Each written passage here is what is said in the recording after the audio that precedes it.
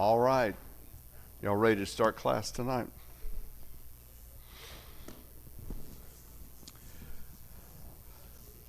It is time. It is time.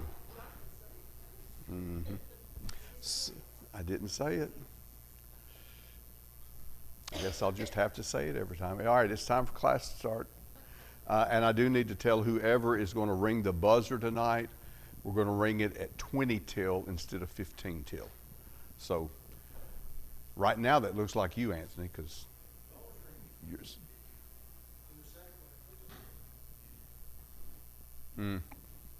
Ring the first one at 7 or at 35, and then the second one at 40.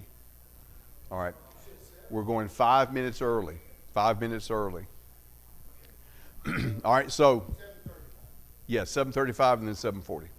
7:40 is the ending of class. That's what I was going by. All right, so tonight we are looking at chapter 23 of 1 Samuel. And this is David as he is a fugitive now running from Saul. And Saul's attempts to catch and to kill David. And a number of things that happened as David goes through that. Let's start with a map. As I said last time, I would try to find a map that gives us some idea about David's sojourn in the wilderness. And that's exactly what this map purports to be. So I'm going to kind of point out some things on the map. Right up here is Ramah. That's where Samuel lived at the very top of the map. Gibeah is Saul's outpost. That's where he generally stayed. Nob is the place, you remember, where the priests were killed by Doeg, the Edomite, at Saul's behest. And then he killed the people of the city. That's just right outside of present Jerusalem, what would eventually become Jerusalem. There's Bethlehem. Now, as you talk about David, Adullam is where the cave that David and those who came to him were hiding out. Tonight we'll look at the city of Keilah. Here's Gath in the Philistine territory. That's one of the places David went to originally seeking refuge from Saul. That didn't work out too well. There's Hebron. Hebron's, of course, an important city throughout Jewish history. Right down in here is the area where David is going to be hiding in a good bit of our next few chapters. Ziph, the wilderness of Ziph, and Maon tonight. He will end up in En-Gedi at the end of our class. Now, when you look at a map, I don't know how you generally look at a map and all, but I was looking at this afternoon as I was getting ready for class, and just something hit me to kind of help orient yourself in the map. So I want you to think about it this way. Keilah is where we'll start in our chapter tonight. Imagine that's where you are right now. And if you go northwest from where you are, you end up, well, it's because I wasn't talking to you. All right.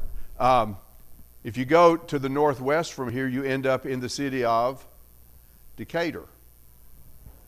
If you go this direction, you end up in the city of Huntsville, at least South Huntsville. If you go down this direction from where we are, you end up in Arab. Y'all know where that is. All right. So when that hit me, I thought, well, that kind of helps me as far as the distance from these places, because it's very similar distance from where we are, from Keilah to Gath is where we are to Decatur and so forth.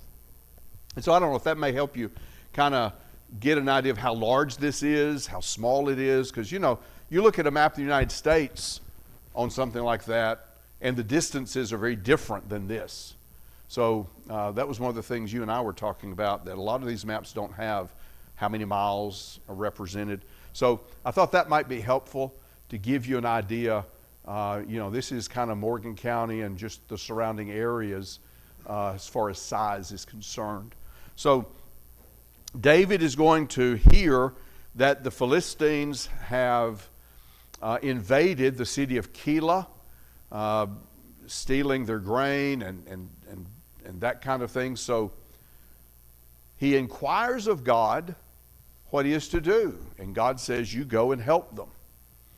And he tells those who are with him, and they're not sure that's what they need to do. So he inquires again.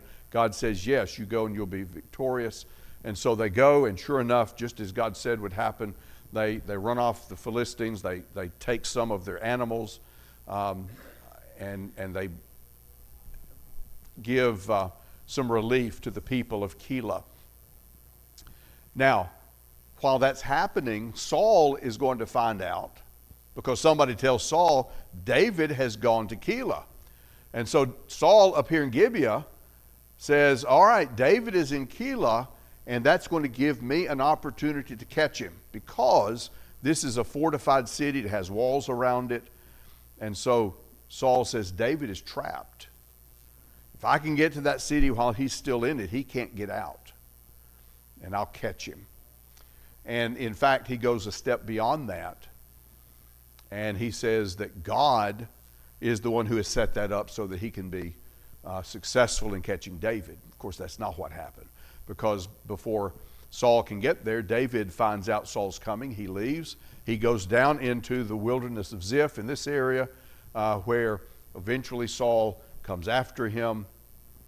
And as the chapter is coming to a close, Saul is closing in on David. He's getting closer and closer, and at one point, there's a kind of a, it's called the rock of, there's a couple of different words. The rock of escape in the New King James. It's called the rock of division in some translations. There are a lot of different ways in which that is translated, but David's on one side, Saul's on the other. And David gives up the high ground to retreat rather than fight against Saul, which puts him in a very precarious situation. That Saul is about to get him. And Saul gets word that the Philistines have invaded. And so he leaves and he goes back to fight against the Philistines who have invaded. And that's how the chapter ends. So I want us to look at some things as it relates to that tonight. And let me change here. I've entitled this chapter Deliverance and Discernment.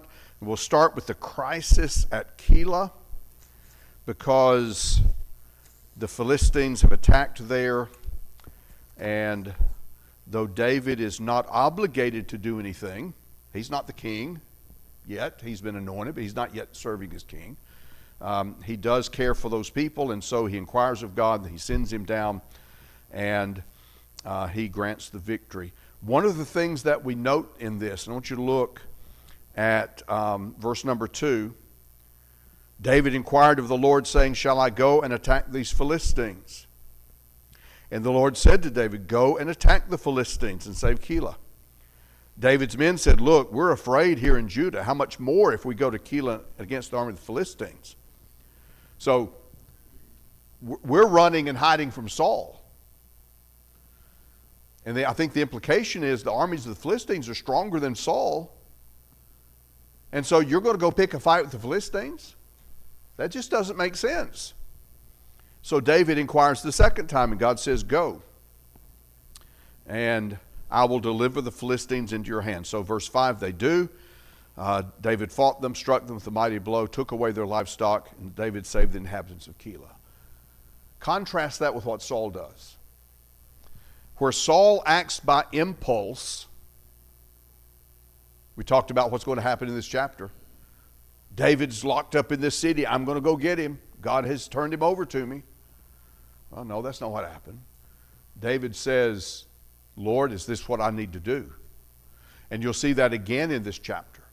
And so obedience, as it's seen in David, comes out of discernment and concern about what God says, rather than acting on impulse and just doing the first thing that comes into your mind, or doing what you think is best or what you want to do. And so the first 5 verses kind of give us an idea about the different way in which Saul and David approach the things they do and the service they render, and whether they're going to listen to God or not. Really, this chapter is a good study in listening to what God has to say.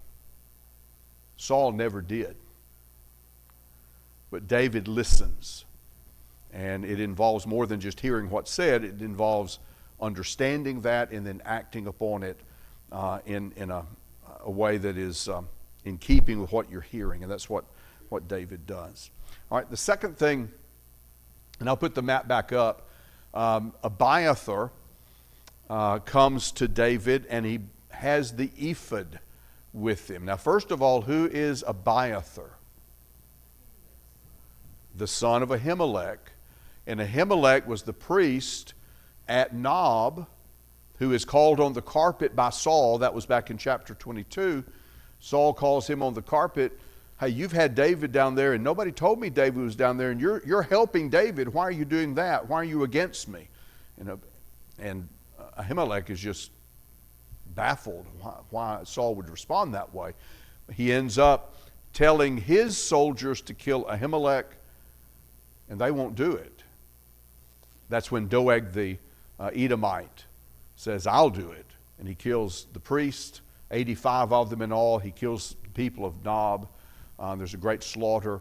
The very thing that Saul refused to do with the Amalekites when God says go and utterly destroy them, he has done to the city at Nob among Israelites, God's people, even the priests who were serving God. So, but in that slaughter, Abiathar escapes and he goes to David. Now, what is the ephod that he takes with him? What is that?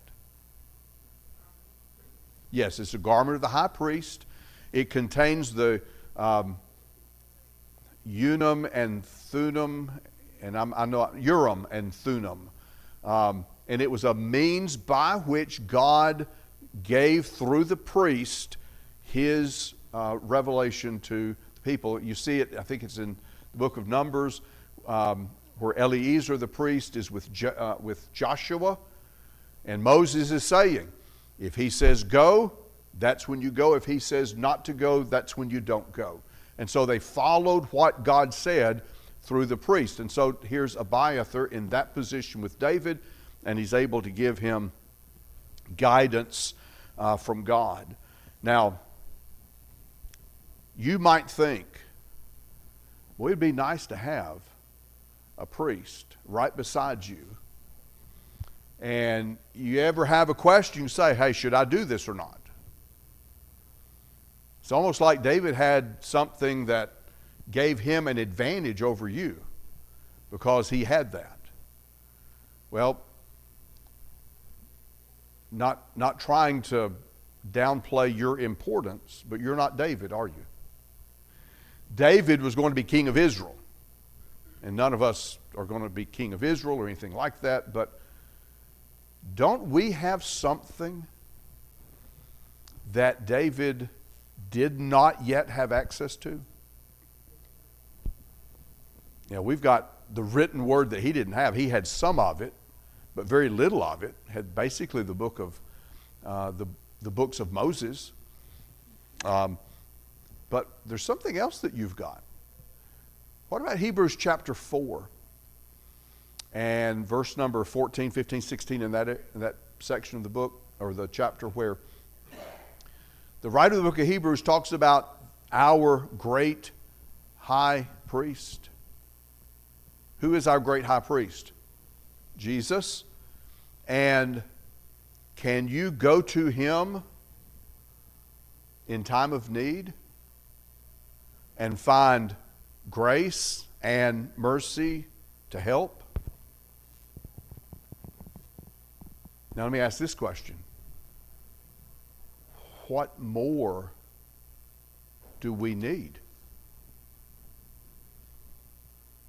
If we have the complete Word of God that we can access anytime, open it, read it, and see what it says about whatever situation we face, and in prayer we can go to God the Father through Jesus, our great high priest, and in any time of need, we can go to him And we can take to Him our cares and our troubles and our conundrums and all of those things that we have to deal with. And 1 Peter 5 and verse 7 says we can cast all of our care on Him because He cares for us. So what more do you need if you have Him? And if you have that. And so I'll take what I have over what David had to go through. And yet at the same time, where it really matters, we really have the same thing. Jesus had not yet lived, He had not yet died, but God gave to David and faithful like him the very things they needed. And that's what He gives us. And so when you think about the guidance that David was given, what about Saul? Did Saul have that? Once upon a time. He sure did. But he rejected it. Who was the prophet with Saul? He was also a judge. Samuel. Yeah. And through Samuel, God gave direction to Saul. The problem is he didn't listen. We talked about this chapter giving us a lesson in how to listen. We see it in David. Well, Saul didn't listen. Saul did what he wanted. He relied upon himself rather than relying upon God. And so you've got that great contrast between the two. In fact, in chapters 22 and 23, we see a very stark contrast between David and Saul. And I'll just give you three things, and we've talked about some of these already, but just kind of put them side by side. In chapter 22, Saul destroys Nob, the priesthood that's there and the people who live there. In chapter 23, David is the savior of the city of Keilah. He goes there and defeats the Philistines who have invaded the city. So Saul is the destroyer of his people. David's the savior of his people. Saul complains in chapter 22, verse 7 and 8, nobody ever tells me anything. You know, he's got all these people there, and David has been to Nob, and nobody told me he went there, and you all knew he was there. You're conspiring against me. He never received a message from anybody.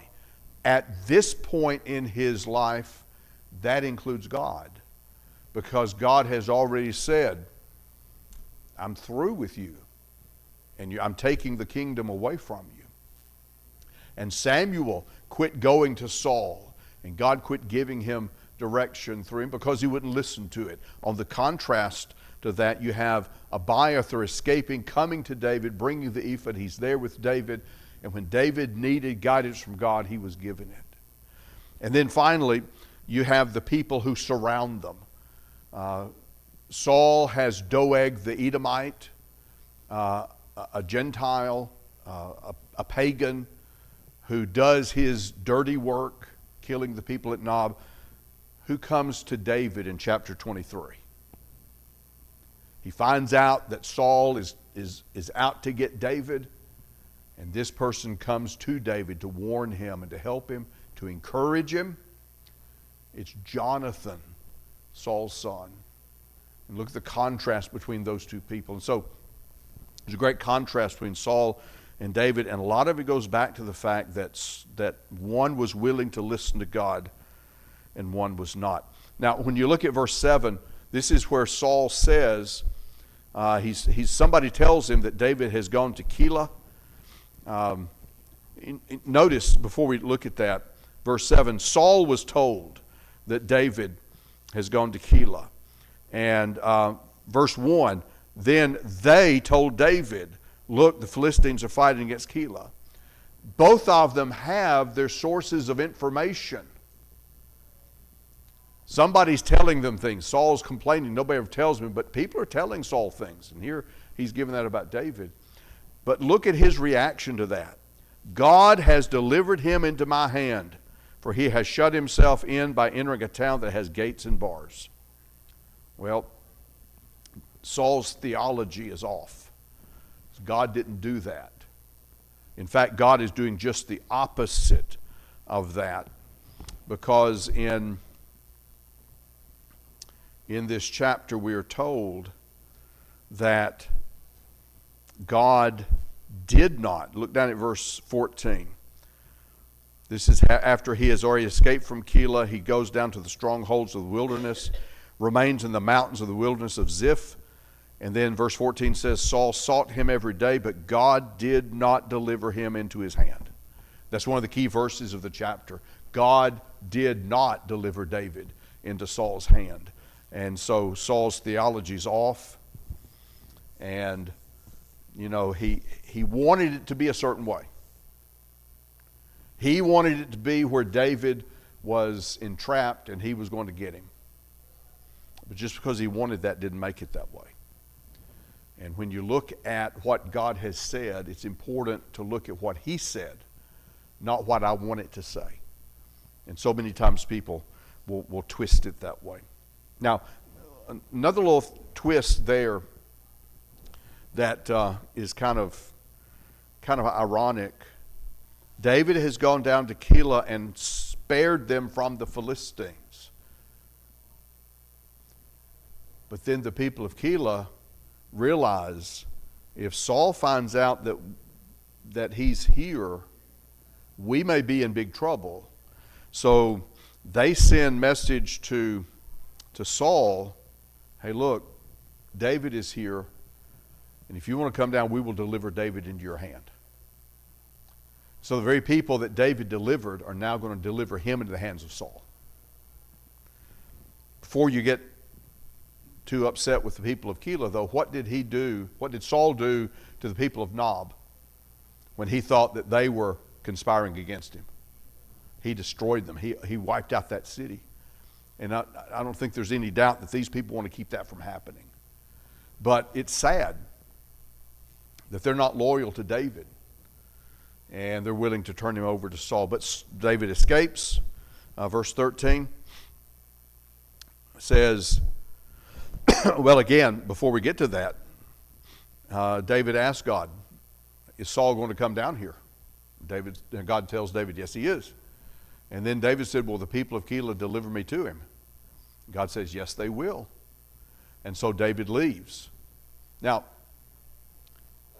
obviously, David would leave the city for his own welfare. But could he have also left the city so the people of Keilah would not be faced with that problem that the people of Nob had? I mean, he could have stayed there and fought it out with Saul. He's God's anointed. But he didn't do that.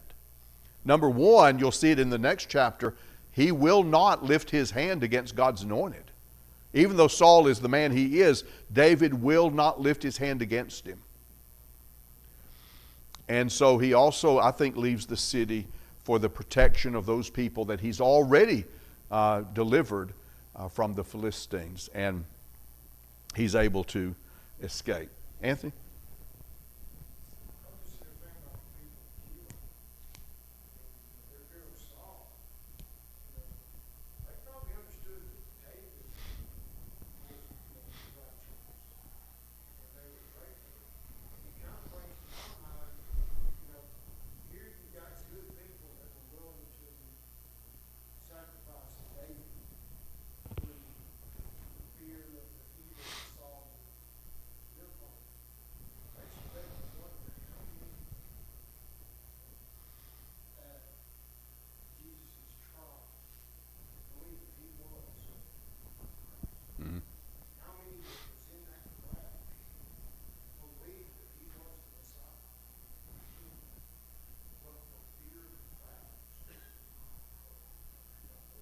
Mm-hmm.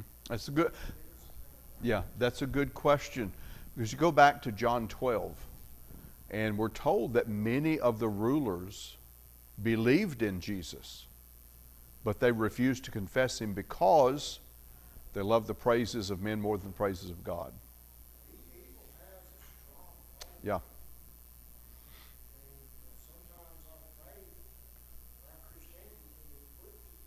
Mm-hmm. Yeah, that's true. And sometimes group thought and group action can sway a person if they're not convicted in what they believe. You've seen the studies and where everybody in the room is in on the thing except one person. And when something is put up, they answer it wrong, and everybody answers it wrong. And after a while, that person just starts going along with everybody else. Even though they know it's right, or know it's not right, they go along with the crowd just so they won't be different. And you've got those kind of things that go on. But, when you look, you can't look at the Old Testament without thinking about Jesus. And I think that's a good thing to give thought to, as to how the people who at the beginning of the week were singing his praises on the triumphant entry, and yet how many of those people were in the crowd at the end of the week who were now saying, crucify him? And you talked about the reasons why that would come about. Tom? You think of at this particular time in history, you've got a king that is so distraught, so angry, so out of tune with everything. He is possessed with the idea that he's got to kill David. Mm-hmm. So one day he plays with David, he's playing for him one day, the next day he's throwing a spear at him. Mm-hmm. Kill him. He gives his daughter away to him, and then he tries to kill him after he gives the daughter away. Mm-hmm. So it's just, and I wondered, David wondered, where is there any place that I can have peace and rest Yeah. for a while? Yeah. Because Saul didn't have rest. We know that. I was thinking about this could be that honing period of David to be king later. All the trials, all the tribulation that he has had and will have, will he be able, since God chose him, Mm-hmm. the people didn't choose him, God did. So I guess he wanted him to be the best that he could be. Yeah, and I think that's a really good point. The next part of the chapter, you have Saul after him over and over and over. Every day, Saul is trying to get him. And this is just a continuation of what started, as you were talking about when David was playing for him. He threw the spear at him, trying to kill him. What is happening in the wilderness is David is fleeing from Saul. It's like a classroom. He's learning. And I think you're right. He is being shaped for serving as king. And he's learning about things like trusting God. And so I pointed out verse 14 already, that while David was in the strongholds of the wilderness, Saul sought him every day, but God did not deliver him into his hands. And so in that classroom, he's learning. It's not my strength, it's God that I need to trust in. One other thing is that Ahimelech was the only priest left out of about 85 or so that got killed. He was the only one, I guess, did he escape? Abiathar, yeah, he escaped, yeah. Ahimelech's son, yeah. And imagine all the people in the kingdom saying, well, Saul is going to kill the people of God. My life is not worth 10 cents. Right, yes. Which may explain why the people of Keilah responded like they did. That's exactly right. Yeah. All right. So, verses 16 through 18 now, you have loyal friendship. This is when Jonathan comes to David. He seeks him out. Saul is on his way. He's marshaled his troops. He's on his way to Keilah. He's going to catch and kill David. And Jonathan comes to him. He finds him in the wilderness. And there are a number of things that happens. First of all, he reminds David of the promise that God made. Look at verse 17. This is Jonathan speaking to David. Do not fear, for the hand of Saul my father shall not find you. You shall be king over Israel, and I shall be next to you. Even my father Saul knows that. So the two of them made a covenant before the Lord. David stayed in the woods. Jonathan went to his own house. So Jonathan is encouraging him. He's strengthening him. It's back in verse 16 where you have the statement where Jonathan went to David in the woods and strengthened his hand in God. Here's an encouragement based upon what God is doing and what God has promised. Jonathan says, you know what God said. It's going to come to pass. Now, there's one thing that Jonathan says here that doesn't happen.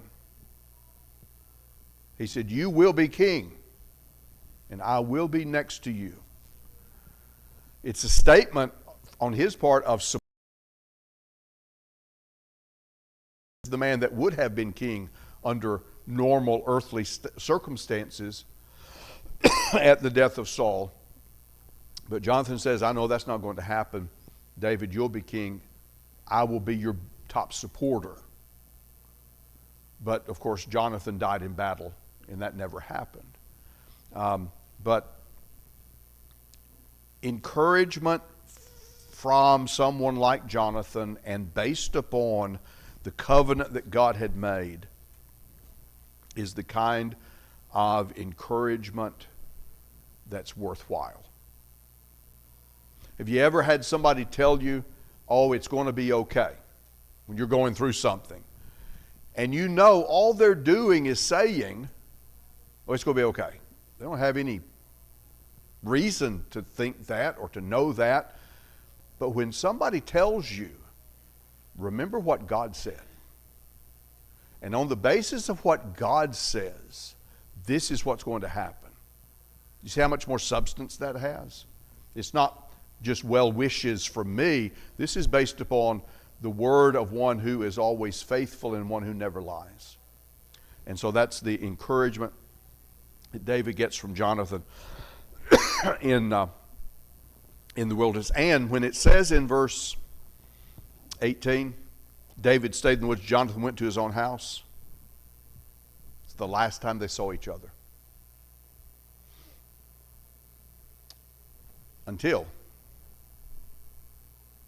they saw each other in heaven or in paradise or whatever terminology you want to use, but they didn't see each other again on this earth, which is kind of understated here because obviously the ultimate author of this book knew that, but doesn't give us that bit of information. All right, the last section of the chapter is the rock of escape. I mentioned it a moment ago. This is where David and his 600, notice that he's picked up some more men. It was 400 in the previous chapter. He's now up to 600 who have come to him. Those numbers will continue to grow. But against Saul and their forces are very close together, separated by this large ridge or rock or whatever that stands between them. When it appears David's time has run out, which is kind of an ironic thing. Back in chapter 22, David, or is it 21? It's in 21, right at the end of chapter 21. David flees to Gath, here on the map again. Whoops. Wrong. There we go. Gath, he flees there for protection. And as soon as he gets there, it's like, ooh, I made a big mistake. And so he acts like a crazy man to get out of it. And now here at the end of chapter 23, the Philistines, in essence, save David. Because by invading where they did, they pull Saul away, and Saul is no longer able to go after David. Now, The way I said that suggests that it may have just been coincidental or it just happened that way. But don't you think that God in His providence was behind all of that? That it's God who's protecting David, and He chooses an invasion by the Philistines to save David from Saul. It was an invasion from the Philistines that put David in a position where Saul thought he could get him, as the Philistines invade Keilah, and David goes down there to fight against them. And now another invasion from the Philistines saves David from Saul. And if you don't see the hand of God in that, you need to look closer, because I think it's it's there evidently. All right. Turn your Bibles over to Psalm 54. Thank you, Anthony. Yeah. Oh, you're good. You're good. As long as we ring the last one at 20 till, we're good. All right. Psalm 54. I want you to listen to the introduction to this psalm. To the chief musician with stringed instruments, a contemplation of David, when the Ziphites went and said to Saul, "Is David not hiding with us?"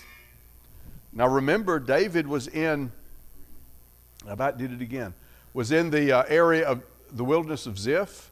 And just like what the people of Keilah did, the people of Ziph say that we'll turn David over to you, Saul.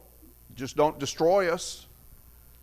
And so David again has to flee. He goes down even further south to Maon, the wilderness there. But this psalm is written against the backdrop of David running from Saul and God protecting David. And there's 7 verses. Psalm 54. Psalm 54.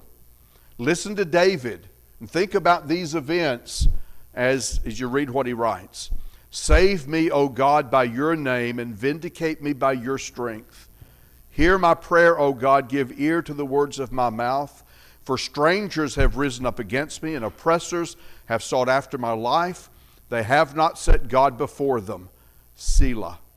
Behold, God is my helper. The Lord is with those who uphold my life.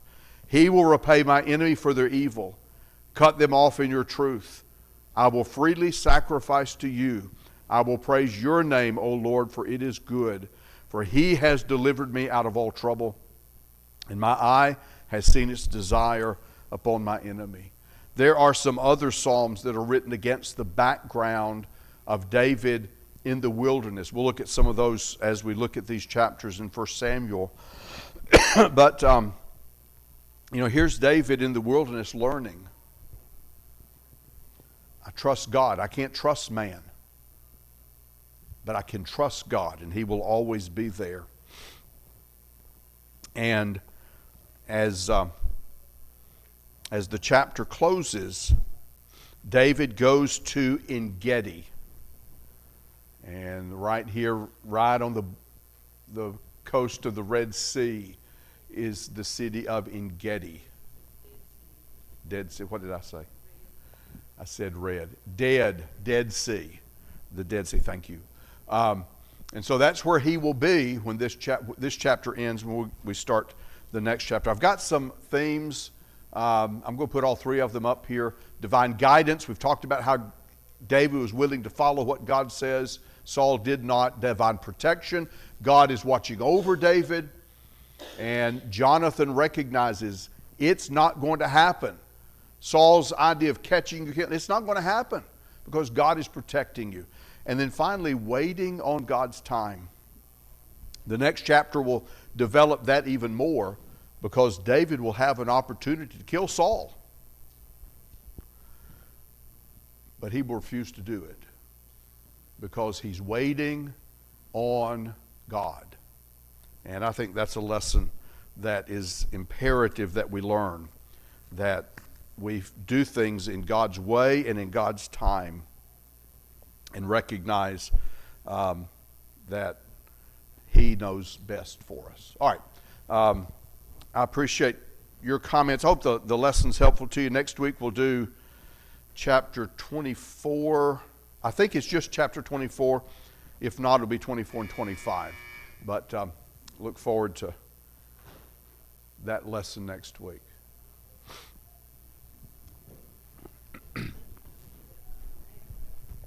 Well,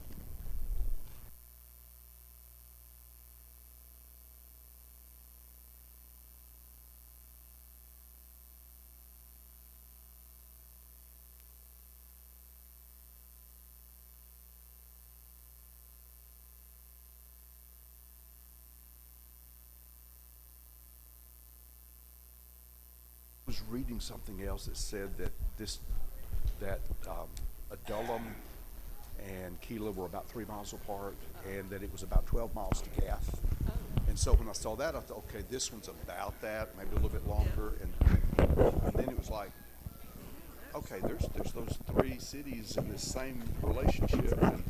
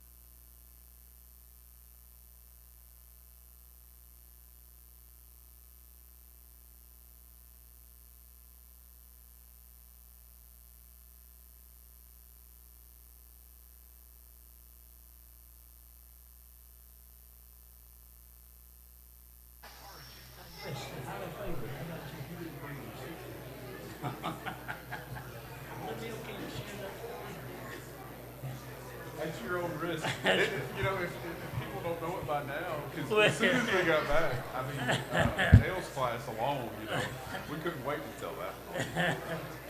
Who else is going to have that kind of luck other than here? You know? And I had never seen cocaine in my life. Well, you saw it there. I did. His suitcase. Yeah. Oh, yeah. No, I had. They called me. They took the tax cut my letter, and I said, "Sir, I'm almost 80 years old." This was knowledge you did not want to have, right? He said, no, I did take a little snort to see what it was. I've got just a few announcements, and then Okay. I'll turn it All over to right. you. Here's the clicker here. Okay. It's ready to go. And then, Yeah, you're all loaded up. Just push this one to go forward. If you have to go back, you can push that one. okay, thank you. House to house. Okay. In the, Yeah.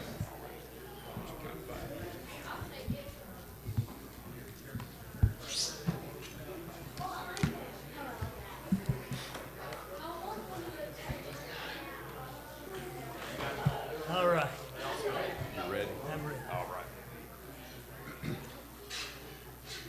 If you will, take a songbook and turn to number 347. Number 347. Dale will lead that as our invitation song in a few moments. Chris Adcock has our closing prayer at the end of service tonight. As you can tell, Harry Hames is with us tonight. He's going to speak just a little bit about the work in Haiti. It's always good to see Harry. We're glad to have him with us tonight. I know you'll be glad to hear from him, as well as be able to talk to him after our service is over. Just a few announcements real quickly before we turn this over to him. On our sick list, Nell Childers suffered a fall yesterday morning. She went to the ER, but she's okay. And Ricky said she's just going to be sore, so keep her in your prayers as she deals with that. Also, Monica Dalrymple. This is a relative of Regina's. Her husband, Mitchell, I know some of the people here in Union have dealt with Mitchell with some animals they bought, that kind of things. Mitchell's wife, and Mitchell is the son of Regina's cousin. Monica has a tumor in her ear that is near the main artery that goes from the heart to the brain. And they're going to have to remove that tumor. And to do so, they're having to remove the eardrum, which will render her deaf in that ear. They're not doing that until the middle of next month. And so they've asked if we would please keep her in your prayers, obviously because of the length of time, but also the nature of that surgery. They don't know whether it is cancerous or not. It has not spread. They're thinking it's not cancerous, but obviously without knowing for certain, there is the concern on the part of the family. So keep them in your prayers. Again, her name, Monica Dalrymple. Also remember Ray Hallmark as he continues to recover. He went to the doctor early this week, had his stitches taken out. He continues to recover from that. Larry Lott still dealing with his back issues. Chris Waldrop still in the hospital, but he's nearing the time when they're going to release him to go home. So keep all of those in your thoughts and prayers. There are others in our bulletin. Be sure to keep them in your prayers as well.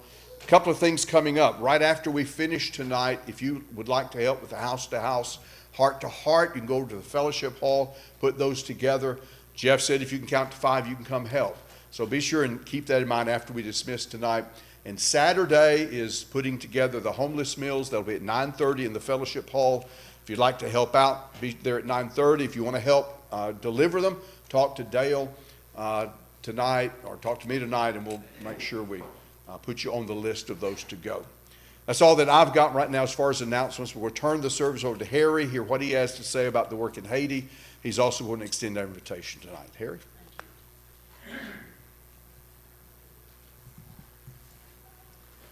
Thanking y'all so much for being a partner in our work in Haiti, and I wanted to share good news. A lot of times we don't share good news. We just keep it into ourselves. And a couple of days ago, I've been getting some messages from our partners in our churches in Haiti. I wanted to share that with you. An inside joke story. I get nervous in crowds sometimes, and my favorite song is the Balm of Gilead. It says, I can't preach like Peter and I can't pray like Paul, but I can share the love of Jesus and say he died for all. Sometimes I get discouraged and I get uplifted by being around Christian families and Christian friends. This past week, or about 2.5 weeks ago, we get some calls and some good news that had happened in Haiti, and I wanted to share that with you. Brother Maxwell here, we were sharing it.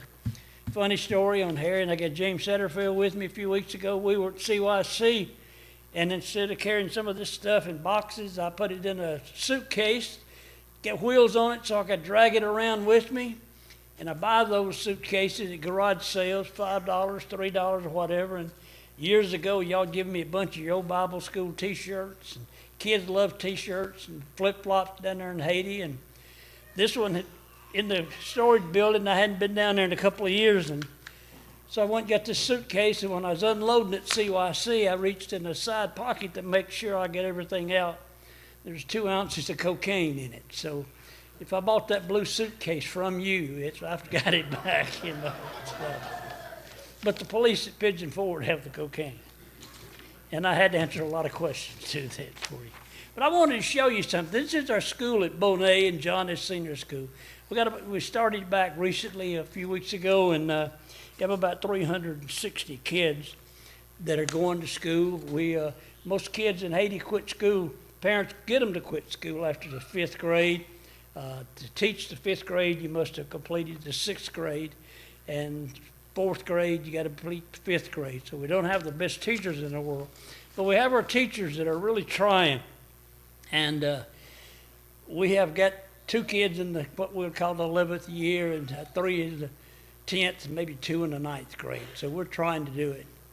These are some of the things that you have bought for us over the years, and we got these down shipped through an area called Dominican Republic, and they went across the border, an area called Hamani, and they carried Bibles and songbooks to the kids.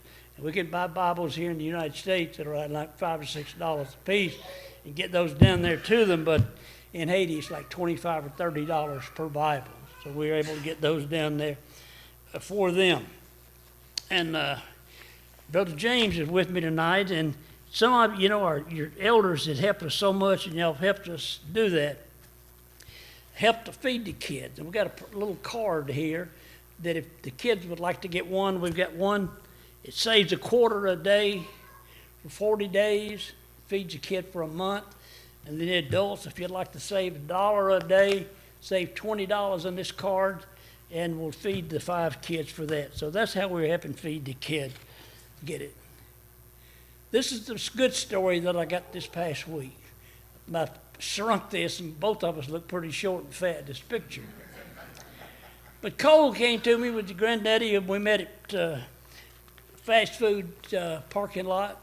He gave me $100 a few years ago that wanted to help kids in Haiti. Harry's home there. So we started raising some chicken. And we was raising these chickens, and we had to spread them out. And we get, was used for food, raising the eggs. Well, about 2.5, 3 weeks ago, as I said, when I got the telephone call, this preacher there, Brother John, said, we got a program started. And I said, what's it called? And he said, the Widows Program. And this kid that had bought the chickens, we got more eggs now that we can use. So these children in Haiti now have a Widows Program, and they carry the eggs to the widows in the community there. So a little boy right there, probably 8 or 9 years old, maybe 7 in that picture right there.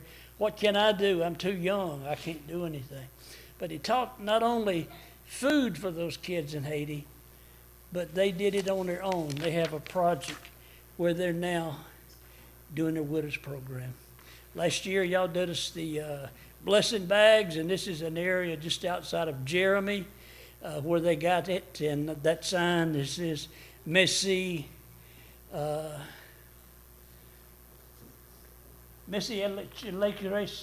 Nice Christian Church at Union.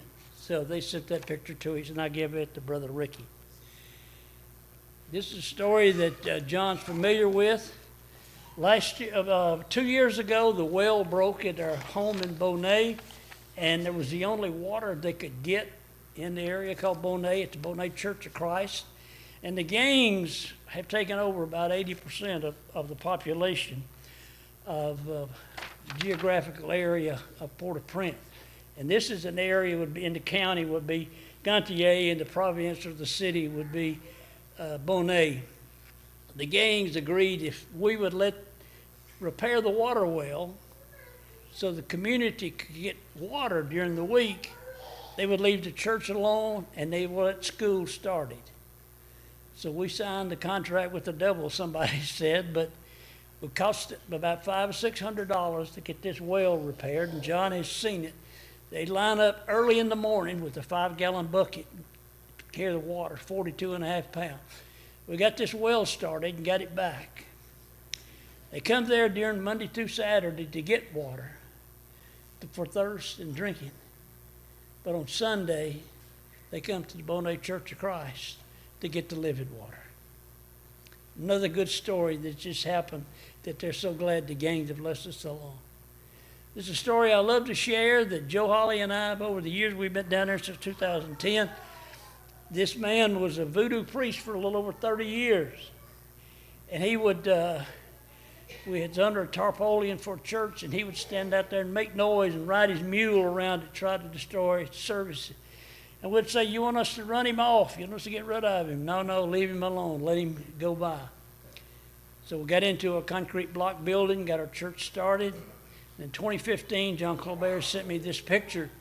This voodoo priest came, every American trying to run him off, came walking in the back of the church.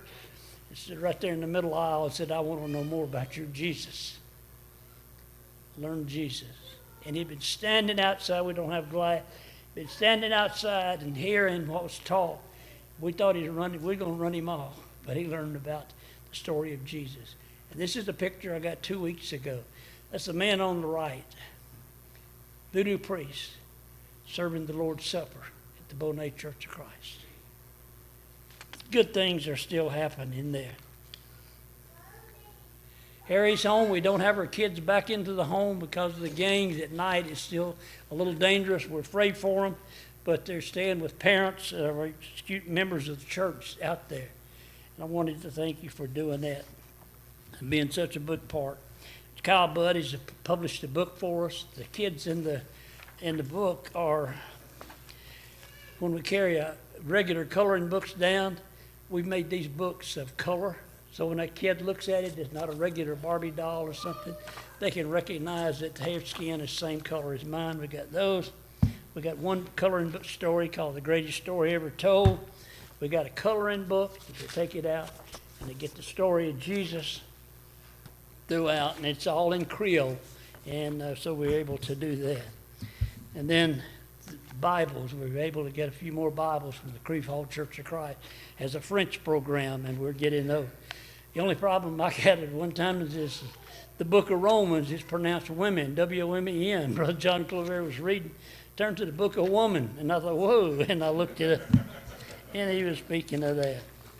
So tonight, if you'd like to get one of these cards, I got all the kids a bracelet that says, for his glory alone, and this is the color flags of the people of Haiti.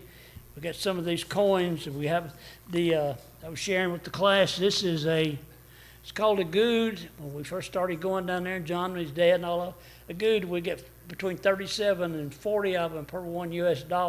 And last week it was 131. So the economy is really, really bad.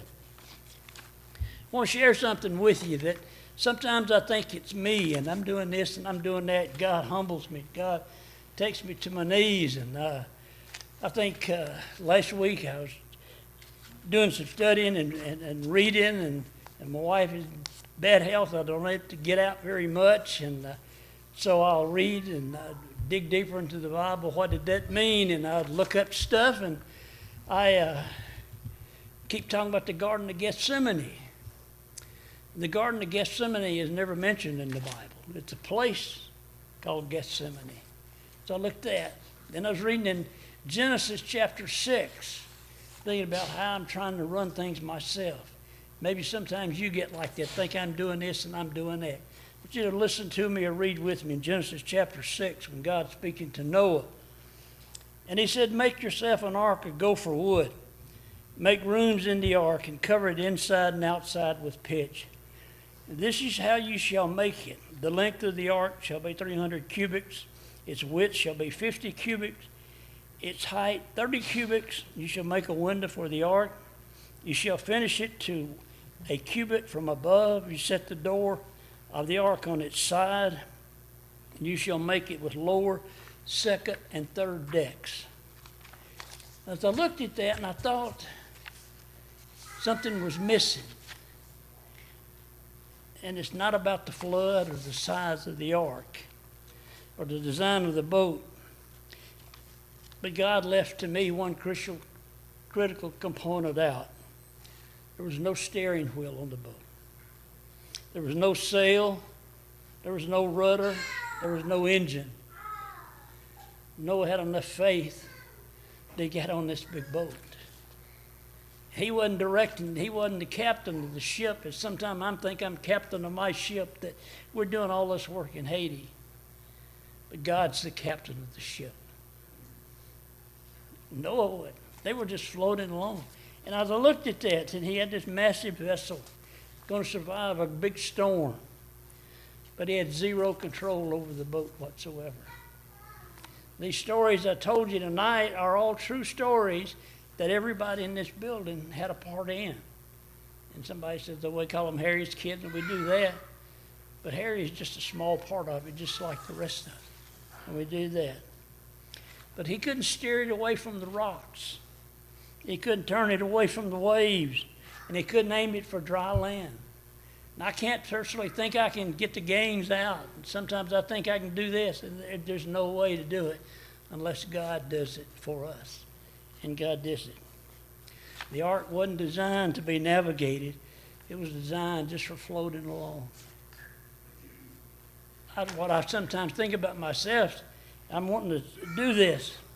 I'm not the captain of the ship of Harry's kid. I'm just riding along with the Lord and riding along with y'all to make this stuff happen. We had a kid that came to us one day and didn't have any shoes to wear. And we had somebody to get them. Took their shoes off and gave them to them because they had a couple more pair in their tent or in their house down there. But God's the captain of our ship. God loves us. God loves us as Christians, whether we're black, white, young, or old.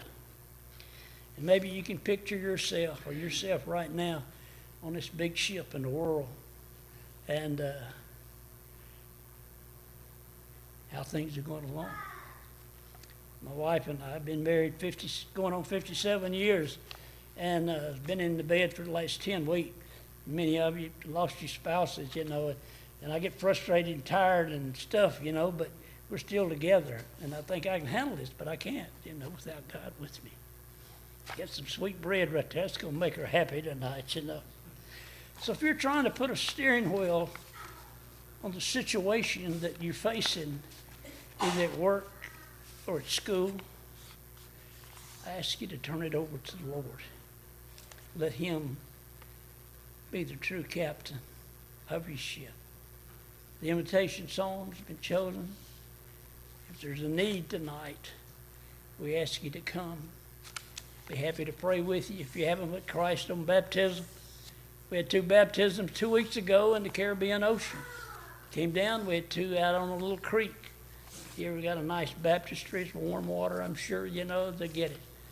Anything we can do for you, and I'll be around after church to answer any of your questions. May you come as we sing.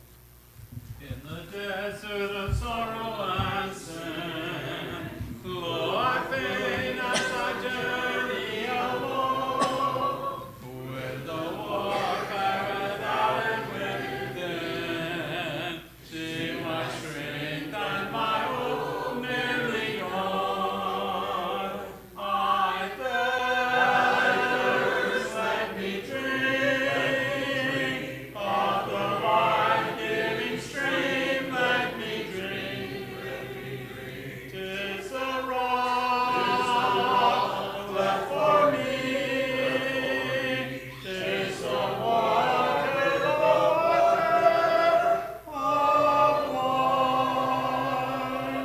O thou God of compassion, I pray, let me ever abide in thy sight. Let me drink of the fountain by day, till I join thee in mansions of light. I thirst, let me drink of the life-giving stream, let me drink.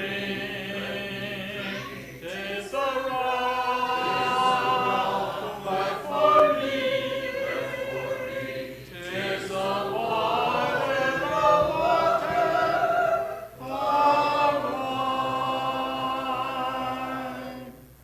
Thank you very much. If you'd like to get one of these cards, support a kid. James Satterfield's here with me. We'll have them. Get one of your kids one of these little bracelets and maybe one of those gold coins. Thank you very much for supporting the kids.